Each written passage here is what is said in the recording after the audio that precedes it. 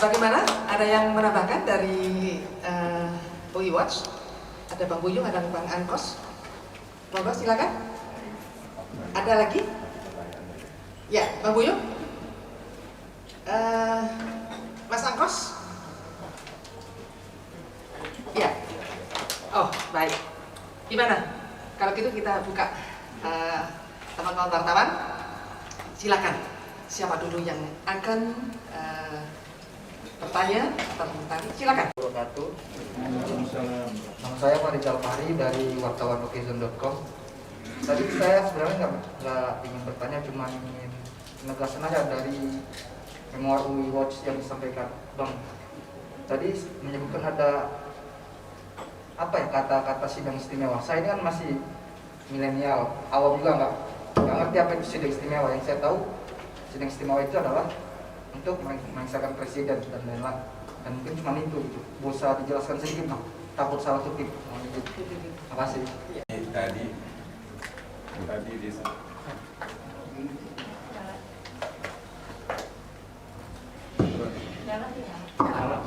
Tadi disebutkan ada sidang istimewa. Karena permasalahan itu dengan undang-undang yang terbaru, majelis terdiri dari atas anggota DPR, anggota DPD, dipilih oleh umum dan undang-undang. MPR bersidang sedikitnya sekali dalam 5 tahun di ibu kota negara. Hingga sekarang belum ada sidang MPR. Jadi bisa saja dilakukan sidang istimewa untuk mengoreksi syarat maruh yang ada di Republik saat ini. Artinya sidang istimewa itu bukan untuk bukan. Jadi untuk carut marut yang ada di Republik ini harus dilakukan koreksi oleh MPR. Jadi bukan langsung untuk seperti Gus Dur, bukan. Jadi yang bersidang itu nanti MPR dan DPR gitu Pak, memutuskan apa saja yang harus dievaluasi dari isu-isu yang ada saat ini. Maksudnya begitu Pak? MPR itu terdiri atas anggota DPR, DPD. Nah, jadi jumlahnya sekarang 700 sekian, berapa? 100 sekian. Nah, dia akan bersidang dalam undang-undang pasal 2 undang yang baru itu ayat 2 sekali dalam 5 tahun. Sedikitnya. Jadi dia boleh bersidang kapan saja. Karena dia ada juga lembaga tinggi negara, lalu lembaga tertinggi negara, sekarang dalam lembaga tinggi negara. Maka itu tadi dalam memorandum kami kemana dia kembali menjadi lembaga tertinggi negara. Jadi dia bisa mengkoordinir DPR dan DPD. Kalau dulu MPR di atas adalah DPR, utusan golongan, utusan daerah. Saat ini hanya DPR dan anggota DPD. Artinya revisi. Ya. Artinya direvisi. Karena kita ada DPD, ada DPR, ada semua hanya lembaga tinggi. Mereka sama-sama tingginya, jadi nggak bisa apa-apa. Sehingga kami minta ada lembaga tertinggi negara kembali gitu loh. Ya, jadi bisa dia mengoreksi apa ada carut marut yang terjadi di Republik ini. Oke? Ya, baik. Assalamualaikum warahmatullahi wabarakatuh. Saya Dodi dari parlemenrakyat.com. Saya parlemenrakyat.com. Saya langsung aja ke the point. Bagaimana kelanjutan nanti sikap UI Watch terhadap undang-undang ini? Lanjutannya, gitu, nyata. Sekian dan terima kasih. Mengatakan dan disampaikan ke teman-teman, kalau kita yakin bahwa kita melakukan yang benar dengan jujur dan tulus, hukumnya cuma satu: lakukan yang terbaik yang kita bisa lakukan. Jangan pernah berhenti. Hasilnya lillahi ta'ala. Kalau kita tidak melakukan, kita berdosa besar, kita salah besar. Kalau Anda sudah lakukan, kita sudah berusaha berbuat sesuai kemampuan kita.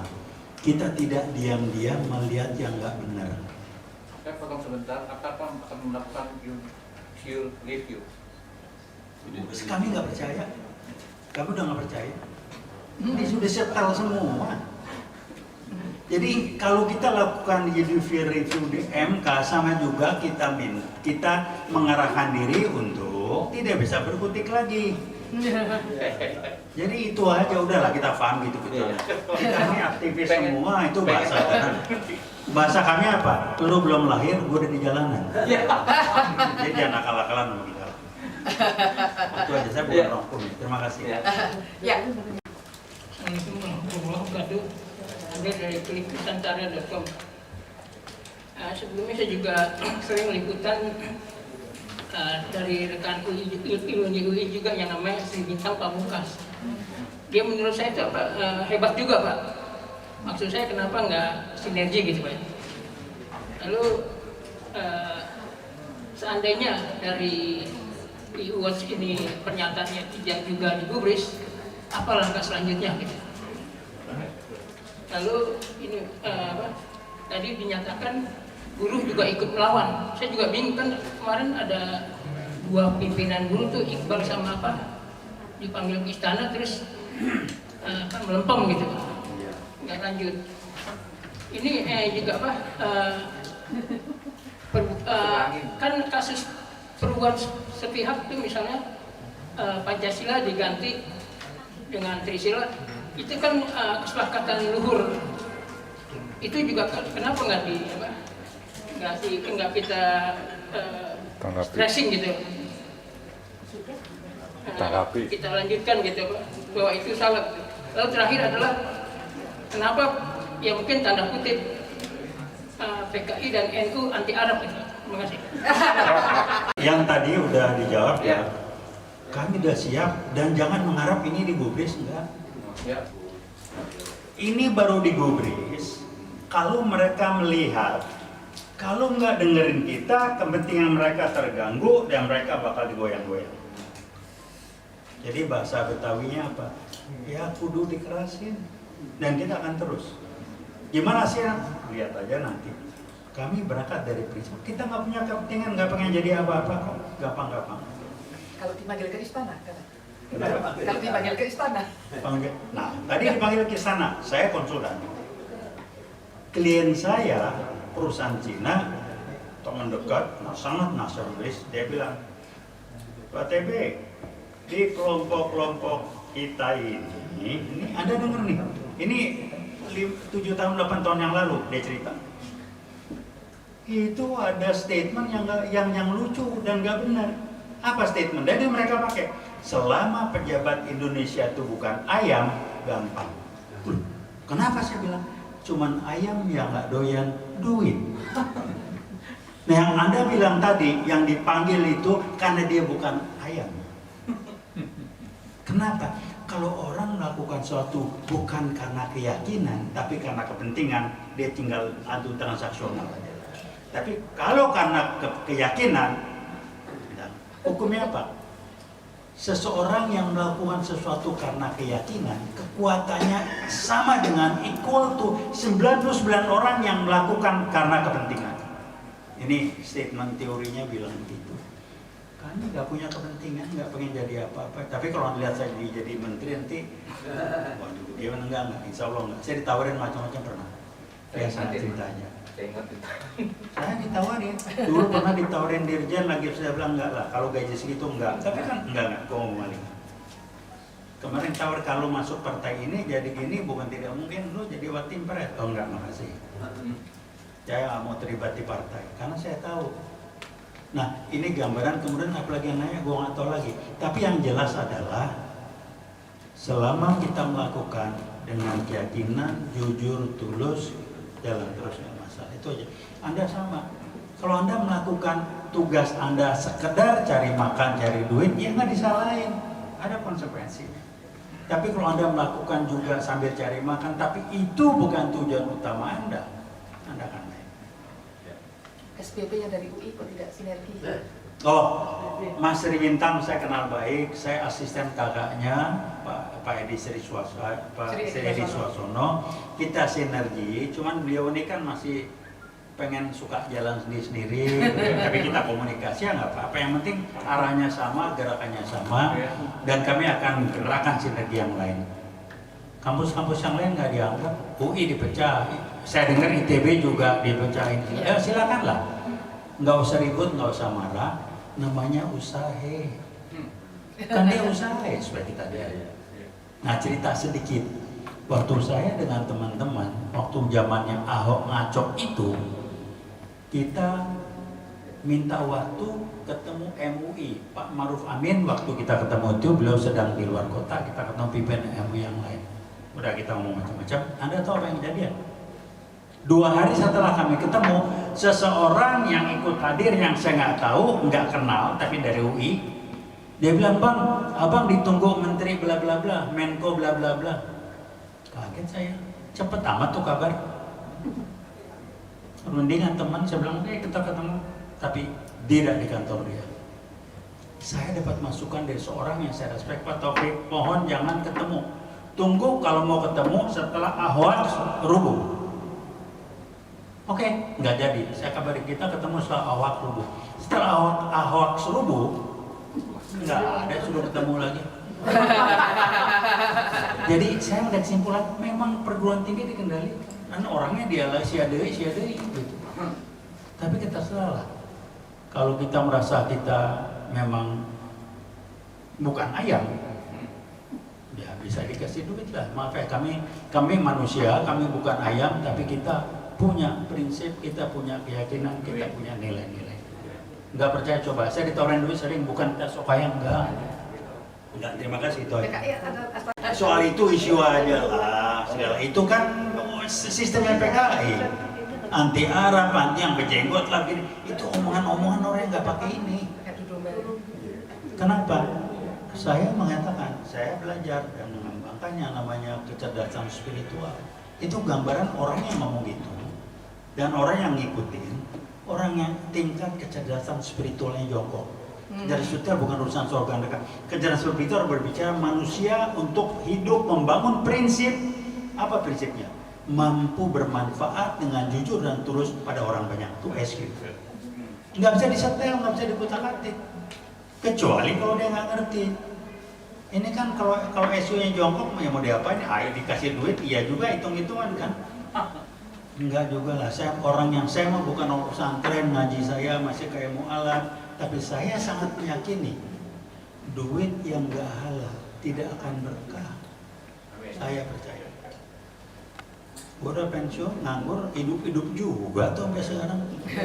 Ada aja rezeki. Itu aja sebenarnya. Terima kasih Usama. Kalau kita mendengar tadi, UI Watch mendorong untuk MPR lebih proaktif. Ini mempunyai banyak pertimbangan mungkin pada pimpinan MPR. Tetapi orang yang terlalu emosi, dia bisa tergelincir. Rekan-rekan jurnalis, perhatikanlah bahwa ada 3 hal yang disebut secara harfiah di dalam konstitusi. Kapan seorang presiden dimakzulkan? Di dalam konstitusi sekarang sudah disebut 3 hal. Yang pertama, berkhianat kepada negara. Adakah tindakan-tindakan yang selama ini kalau dikompilasi bisa tertuju pada telah berkhianat kepada negara? Yang kedua, presiden bisa dimakzulkan apabila melanggar kesopanan atau berbuat yang tidak senonoh. Yang ketiga, menerima suap atau melakukan korupsi. Hanya 3 yang disebutkan dalam konstitusi alasan untuk meminta presiden atau mendesak presiden, ente sudah berkhianat kepada negeri ini, ente sudah menerima suap atau melakukan korupsi, atau ente telah berbuat sesuatu yang melanggar norma-norma kesusilaan. Hanya 3 itu. Yang lain-lain tidak bisa sekarang. Kita mendorong orang untuk turun, walaupun 1 juta orang berteriak-teriak, turun. Nggak bisa. Kita adalah negara hukum, bukan negara berdasar hukum. Itu sudah ditinggalkan. Negara berdasar hukum itu penjelasan pada Undang-Undang Dasar 45 yang dulu. Sekarang tidak ada lagi itu. Negara berdasar hukum. Tidak ada lagi. Kita adalah negara hukum. Itu sangat berbeda.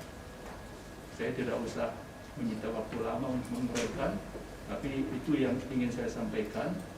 Carilah, adakah di antara 3 ini yang di blow up, bukan dibikin-bikin, tapi perkenalkan kepada masyarakat bahwa ini telah terjadi, sudah mengikuti klausul bahwa sudah mundur saja.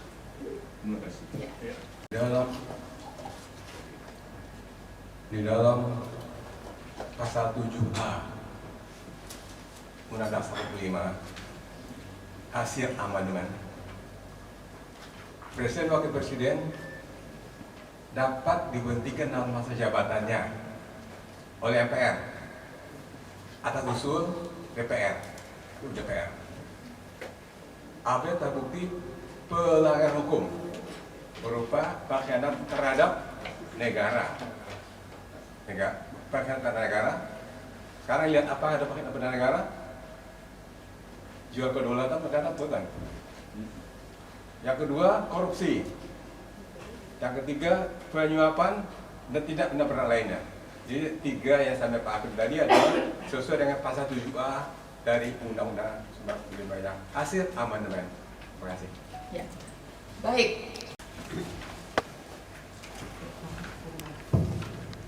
Terima kasih Ibu. Saya Samusuri Ari dari Business News. Saya nggak lebih ke arah ini dari Business News. Saya lebih arah soal potensi maritim kali ya. Gitu ya. Ini kita tahu bahwa potensi maritim itu besar, tapi saya nggak tahu pandangan UI Watch gitu ya. Setelah diundangkannya undang-undang Omnibus Law dengan ditanda menjadi undang nomor 11 ya tahun 2000. Kita tahu bahwa sebelumnya saya nggak menyebut presiden, tapi ada sebelumnya aturan tentang misalnya Aziz Kabutes, Dion Kabutes, terakhir Dion Kabutes. Saya cuma ingin minta pandangan tegas dari UI Watch, apakah yang saya sebutkan tadi itu akan hilang, gitu ya? Apakah yang saya sebutkan tadi misalnya Aziz Kabutes, Dion Kabutes itu akan hilang? Artinya potensi kita bisa saya gitu aja karena asing masuk. Maksud saya begitu ya? Apakah UI Watch memandangnya seperti itu?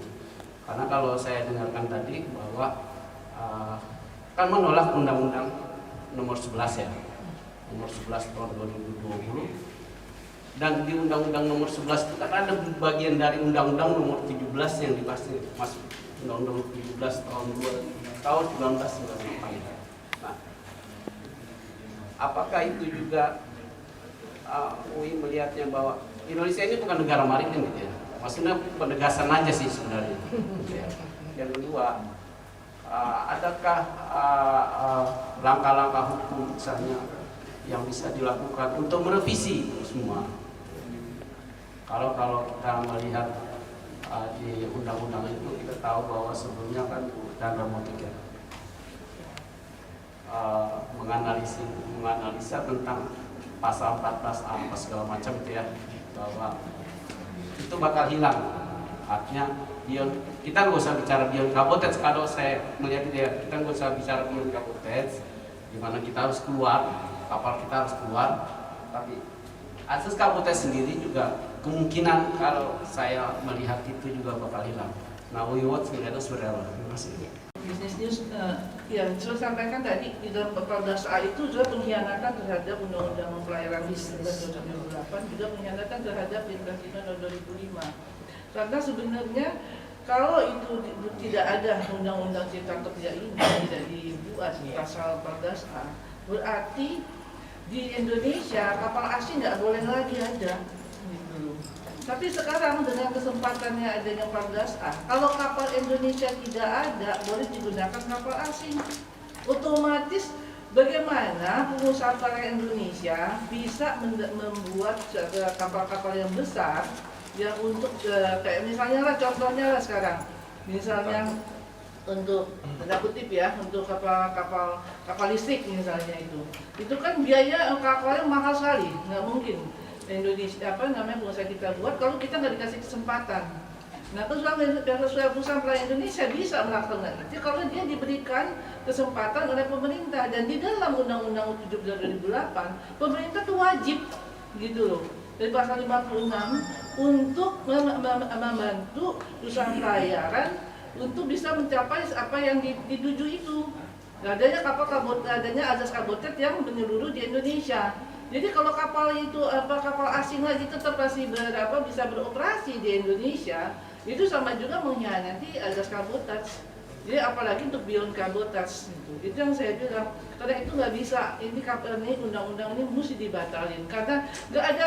Kalau dulu di dalam undang-undang 17 2008 ada roadmap gitu ya, tahun 2011 semua mesti udah kapal Indonesia, walaupun kemudian dianulir dengan secara ilegal ya, dengan membolehkan sampai 2015, kemudian bukan 2015 kemudian menetapnya, kemudian mengganti dengan kapal Indonesia, malah kan diperpanjang, jadi dilegalkan gitu loh.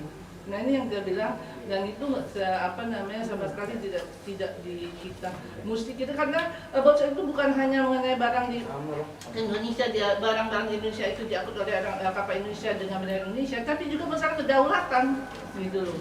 Karena kapal asing ada di Indonesia, berarti dia melaksanakan angkutan itu di Indonesia, beroperasi di Indonesia. Sedangkan di luar negeri nggak boleh. Ada kapal itu lebih gawat lagi kalau di luar negeri, apalagi Amerika.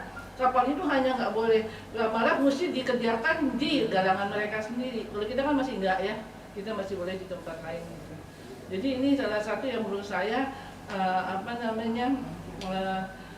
kejahatan besar ya, yang mesti kita stop gitu. Dan dia sudah mengharapkan bahwa undang-undang cipta kerja ini dibatalkan.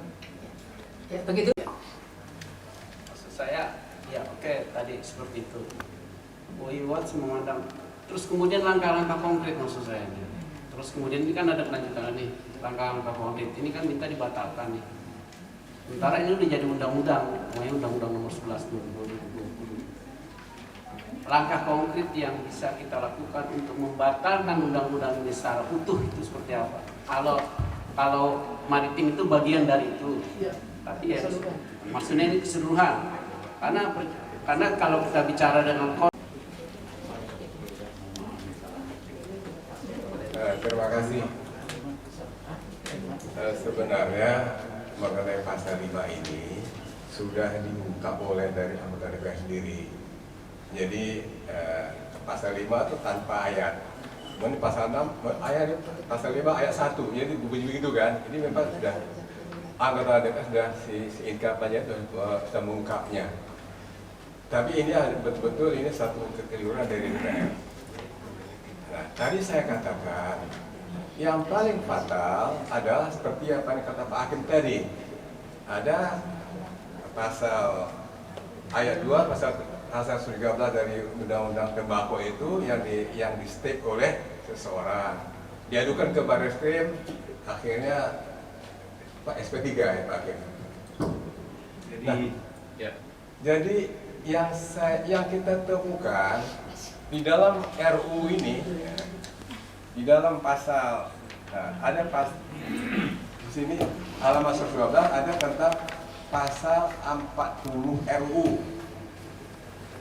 Ya, jadi yang di sini di dalam yang kuning ini, yang tebal ini udah nggak ada lagi pasal yang direncanakan itu.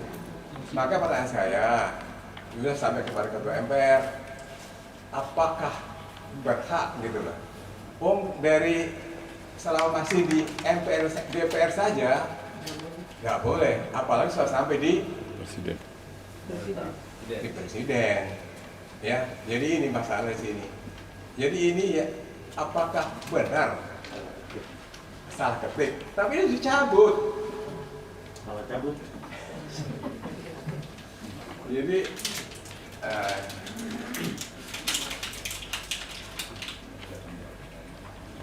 kalau bisa melihat mungkin nanti halaman 152 RU tidak dibalik lagi halaman 227, 228 UU Undang-Undang. Ini mengenai paragraf 5 energi dan sumber daya mineral. Itu satu pasalnya, pasal RU itu dicabut. Boleh kan? Maka pertanyaan saya, bisakah? Bolehkah? Jadi adalah satu yang sangat-sangat apa namanya, terserah lah ya, sangat apa itu namanya.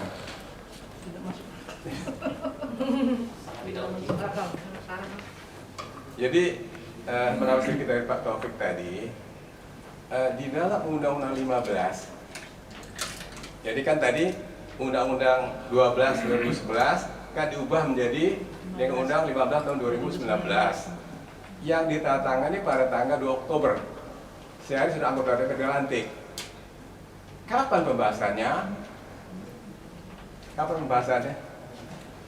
Nah, di dalam ini ada ketentuan undang-undang ini harus dilaksanakan. Harus dilaksanakan dulu. Baru dikaji, dipantau. Jadi sudah disiapkan apa namanya? Sudah direncanakan. Sudah direncanakan. Jadi ada rencana dan niat. Ya. Tadi sudah kami sampaikan memorandum, ada rencana dan niat. Karena dalam undang-undang yang 15 yang 2019 itu boleh undang jalan dulu, dibikin dulu gitu. Tapi pada saya, ini kan 79 undang-undang. Kapan bacanya? Makanya spektakuler, hebat betul sekali ya. Dan di dalam ini ada pasal-pasal sisipan. Ada 112 pasal sisipan. 112. Dan ada 170 pasal yang dicabut. Orang bikin undang tuh, hakim bikin undang kayak apa sih? Diskusinya. Ini dicabut 170 pasal dicabut. Nah dari undang-undang yang di dalam tenaga kerja itu yang dihapus, Pak. 27 pasal yang dihapus.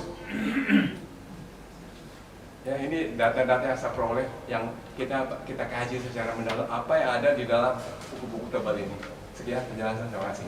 Mas Heru. Mohon izin menambahkan, jadi betul bahwa tadi yang Mbak sampaikan itu pertanyaannya memang bagus ya, bahwa ada pasal yang tidak nyambung ya, dan dari pihak mereka sendiri, dari pihak seknek sudah mengakui bahwa dan ada sanksi ya bagi pihak seknek yang melakukan kesalahan.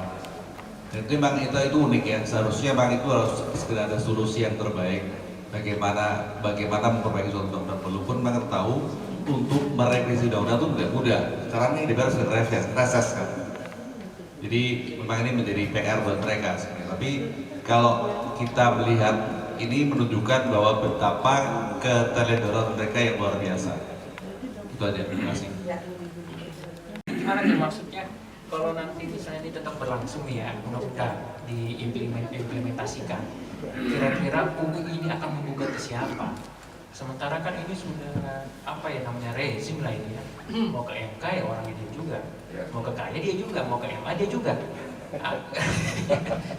Jadi langkah konkretnya nih kira-kira, mungkin ini karena udah sore juga ya, nggak ada bagaimana ya. Apa kira-kira nih mau ngelakuin kemana ke Pak Ma'ruf Amin? Sementara kita lihat aja TNI sama itu yang nurunin baliho aja diam beliau kan, yang Habib Rizik gitu kan, tidak ada komentar ya kan. Padahal ulama katanya gimana Habib Rizik gitu ya. Nah, ya kan, nah ini gimana? Langkah apa ini dari UI Watch ini? Ketika ini sudah jadi Bu, ibaratnya tinggal RPP aja di Kemenaker juga saya tanya. udah membuat RPP semua ini, pejabat-pejabatnya, direktoratnya ini semua. Sampai pagi lagi, ketemu pagi lagi dari jam 7 sampai jam 1 malam, dirjen-dirjennya semua. Jadi kayaknya harus jadi gitu loh, dikebut gitu loh Pak. Ya kan, dirjen PHI, dirjen semua yang terkait dengan undang-undang Omnibus Law ini. Nah kira-kira apa langkahnya dan akan mengadu ke siapa nih WeWatch ini? Bermedia bisa. Yang pertama yang sudah kami lakukan hari ini, kami ngasih tahu ke media. Ya kan? Tolong dong dibantuin, tolong dong kasih tahu ke publik. Hasilnya lihat aja ntar. Apalagi ya banyaklah caranya. Tapi kami nggak mengatakan ini suatu pergerakan upaya instan enggak. Dan prinsip kami sederhana kok, lakukan yang terbaik. Yang kita bisa lakukan, kalau kita yakin bahwa kita benar, jujur segala macam, lakukan yang terbaik. Hasilnya kita lihat nanti.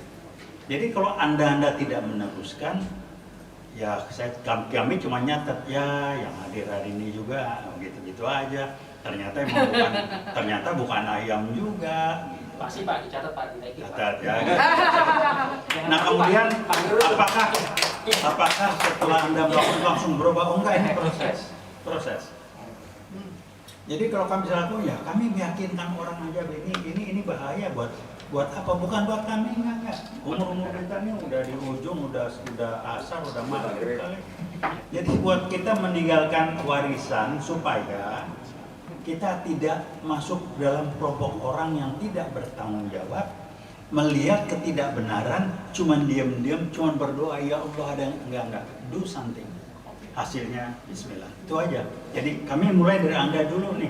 Nanti apalagi ya lihat aja nantilah. Kita lihat nanti banyaklah caranya. Itu aja. Terima kasih. Kebetulan kami dibagi dua. Jadi kita membahas dari sisi formal dan sisi material. Kebetulan saya dengan Pak Namansah Menteri Masalah Material, sehingga kami melihat memang banyak sekali pasal-pasal yang sangat-sangat tidak wajar. Ya, sebagai contoh nih ya, di dalam undang-undang tersebut ada kata-kata bahwa sanksi administratif, tapi sanksinya itu melibatkan polisi. Aneh itu. Pas dilihat di penjelasan cukup jelas, betul kan? Betul Pak. Itu aneh itu. Jadi orang di pasal cukup jelas, padahal dalam di negara kita belum pernah terjadi sanksi administratif oleh polisi. Polisi itu pidana. Kebetulan saya dengan Bang Buyung dengan Mbak Chandra tuh baik menjadi hukum, sehingga sedikit pernah bacalah masalah itu. Jadi banyak hal yang memang perlu direvisi. Tapi itu tadi seperti Bang Dewi sampaikan, kita gugat ke MK ya sama aja DD juga gitu. Tapi seperti tadi disampaikan, kita nggak akan diam. Kita ada langkah lain yang mohon maaf sampai sekarang belum kita sampaikan. Tapi yang pasti kita sudah ke Ketua MPR, Ketua Bang Maksud sudah sampaikan, mereka terima dan memahami, berterima kasih dan sebagainya. Tapi langkah-langkah yang lain kita juga belum bisa sampaikan sekarang, karena kita ingin tahu juga seperti Bang Dewi sampaikan. Kita sudah sampaikan ya teman-teman semua, dan kita tunggu bagaimana outputnya. Terima kasih. Terima kasih Pak. Bismillahirrahmanirrahim. Assalamualaikum warahmatullahi wabarakatuh. Pertama, terima kasih banyak. Saya Hamis Wakil dari Brupos. Ya, dari Brupos. Saya ingin bertanya satu hal kepada Pak Taufik Bahrudin. Ya betul ya Pak. Mohon maaf apabila ada penyebutan nama yang salah gitu. Baik. Ini tadi berkaitan, saya agak sedikit merasa interesting gitu dengan satu ungkapan yang tadi disampaikan oleh Pak Taufik yang berkaitan pula dengan Omnibus Law, Cipta Kerja maksud saya, yakni berkaitan dengan pengalihan isu. Yakni kita hari ini mengetahui tentang satu polemik yang terjadi di Petamburan. Ada masa besar melewat dengan tank gitu. Masyarakat pun juga bingung gitu. Ini ngapain, kita mau perang atau apa gitu. Nyampe-nyampe ada meme yang mengatakan bahwa kok cuma Habib Rizik, kok kita mau ingin perang gitu. Itu juga rakyat Indonesia gitu. Nah, iya. Maksud Bapak Pak Taufik tadi ini adalah merupakan bagian dari pada pengalihan isu. Namun saya mau ingin kemudian berkata pula, sebab dalam kondisi yang sama bukan hanya saja soal masalah tank yang lewat, ada juga soal yang bicarakan berkaitan dengan juga Habib Rizik, yakni adalah siapa namanya nih, NM gitu ya, dengan inisial NM, Nikita Mirzani gitu. Apakah kemudian dengan Nikita Mirzani ini merupakan bagian daripada indikator gitu, bahwa ini merupakan bagian daripada indikator pengalihan isu gitu. Nah ini yang kemudian saya ingin tanyakan kepada Pak Taufik Ibrahim, Bahrudin, mohon maaf, itu Pak. Bahrudin ya, mohon maaf Pak, mohon maaf ya. Saya kira demikian Pak. Oke. Kemudian mohon maaf lagi, mungkin pendengaran saya kurang agak begitu oke, karena berdasarkan yang pertama kondisi saya memang kurang agak begitu fit karena agak kedinginan. Kemudian selanjutnya tadi suaranya kurang begitu terdengar di belakang. Saya ingin memastikan satu hal berkaitan dengan akhir daripada press release media yang saya dapatkan ini di sini adalah berkaitan dengan akan dilakukan mengajukan usulan kepada MPR gitu. Nah maksudnya gimana nih Pak? Sedangkan secara konstitusional kita ini berkaitan dengan undang-undang, kalaupun toh ingin diajukan maka instrumen lembaga kita dibentuk gitu, yakni adalah ke Mahkamah Konstitusi yang berkaitan dengan jika ingin melakukan ini gitu. Tapi kenapa kok bisa di sini ada pengusulan ke MPR gitu? Apakah ada usulan ke MPR itu adalah berkaitan dengan ingin diturunkannya Jokowi dari posisinya sebagai presiden? Saya kira demikian Pak. Assalamualaikum. Yang pertama, permohonan maaf diterima. Jangan minta maaf, mesti dijawab kan. Yang lain saya mengatakan, kami sudah menyampaikan ke Ketua MPR persis seperti apa yang disampaikan dan beliau menyambut baik.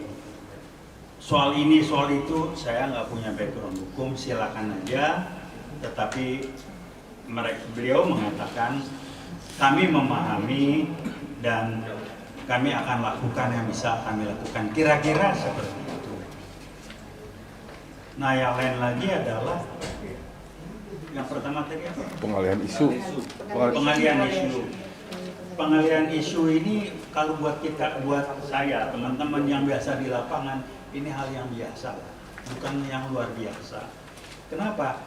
Kalau kita pakai common sense lah ya, pakai nalar sehat aja. Kalau kita ingin mengalihkan supaya orang nggak ngomongin tertentu yang kita nggak sukai, ya bikinlah subjek topik yang lain supaya nggak ngomongin ini, ngomongin lagi yang lain. Itu sih sederhana banget lah, tidak terlalu ilmiah, itu praktek aja. Tapi kenyataannya seperti itu. Kenapa? Karena media kan yang mainstream berani. Coba dari media mainstream ada yang datang nggak? Saya mainstream. Oh mainstream, sorry. Maksud saya media cetak sama elektronik gitu ya. Nah, yang berani kan orang-orang kayak Anda ini kan. Nah, yang lain kenapa enggak ini? Karena ya udahlah dihitung-hitung, barangkali udah melihat probability-nya kecil dibandingkan ini, nggak apa-apa. Jadi kami mengatakan kembali kepada prinsip yang mendasar, lakukan yang terbaik yang kita bisa lakukan selama kita yakin bahwa kita jujur, tulus, benar, nggak ada niat atau tindakan yang transaksional. Lakukan aja. Nah kemudian MPR bisa nggak? Silakan aja, kita sampai ke MPR. Kalau dia bilang nggak bisa, ya mau apa? Yang penting kita diberitahukan bagaimana caranya. Tapi Ketua MPR kami apresiasi, menyambut baik dan memahami. Apa maksud menyambut baik dan memahami? Kami memberi makna positif. Karena dia bilang itu bagian dari tantangan bangsa dan negara yang harus kita tanggulangi bersama. Kira-kira ya apakah diberi makna begini begitu, itu silakan masing-masing. Kalau kami arahnya ke sana. Mudah-mudahan terjawab ya. Tadi Pak Satu, soal menjual Nikita Mirzani, apakah ini adalah merupakan bagian dari alat untuk pengalihan isu ataukah gimana?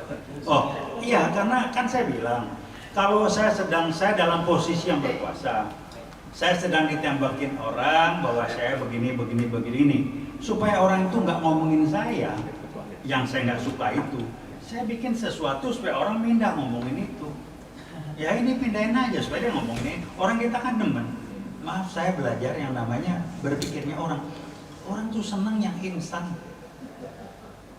Wah ini udah baru rame kan di medsos Anda lihat. Medsos ada nggak yang ngomongin undang-undang cipta kerja lagi? Tamburan sama Papua, ini kan lucu-lucu, tapi lucu sih lucu, seneng saya baca. Tapi dia lupa ada yang lebih penting dari itu. Cipta kerja ini isinya dasarnya luar biasa. Dialihin, jadi orang lupa kan. Kalau orang lupa mana apa? Kan waktu berjalan terus.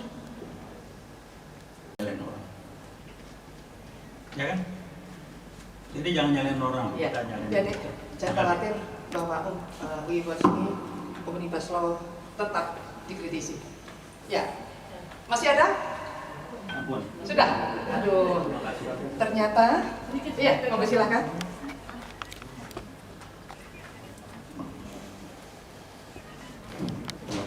Teman-teman media, tadi saya sudah menyampaikan bahwa Undang-Undang 20 tahun 2007 tentang pengelolaan wilayah pesisir dan pulau-pulau kecil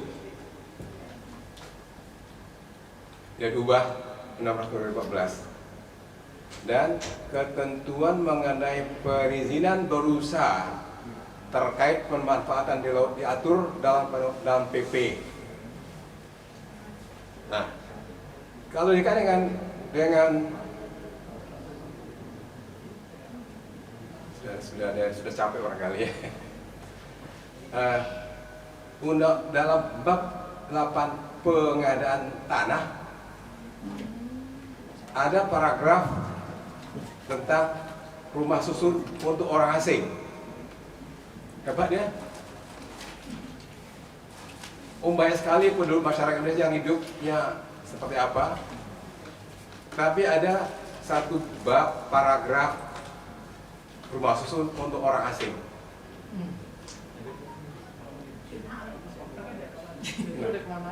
Nah, dengan ditariknya ke pusat tentang pengelolaan wilayah pesisir dan pulau-pulau kecil, maka bisa terjadi reklamasi. Di sana disusun rumah susun untuk siapa? Untuk terima kasih, itu saja. Agar diingat, yang paling penting tentang pengadaan tanah ini. Ada bank tanah. Terima kasih. Ya. Tidak ada tambahan lagi. Baik, teman-teman wartawan, terima kasih banyak atas kehadirannya dalam konferensi pers memorandum WeWatch. Ya, baik, Bapak Ibu hadirin serta teman-teman wartawan, mari pertemuan kita ini kita tutup dengan bacaan hamdalah. Alhamdulillah. Kurang lebihnya mohon maaf. Billahi taufiq wal hidayah. Assalamualaikum warahmatullahi wabarakatuh. Sampai jumpa.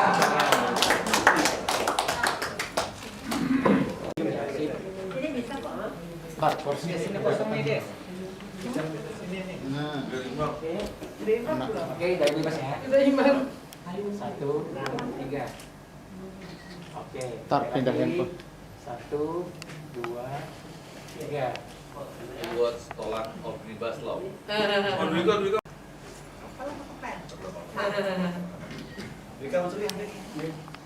Oke, sip. Pak wartawan, ngintip satu nih.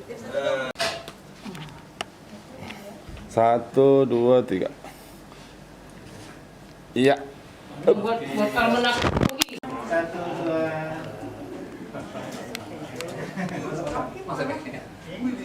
Pak, kita gajinya masih kita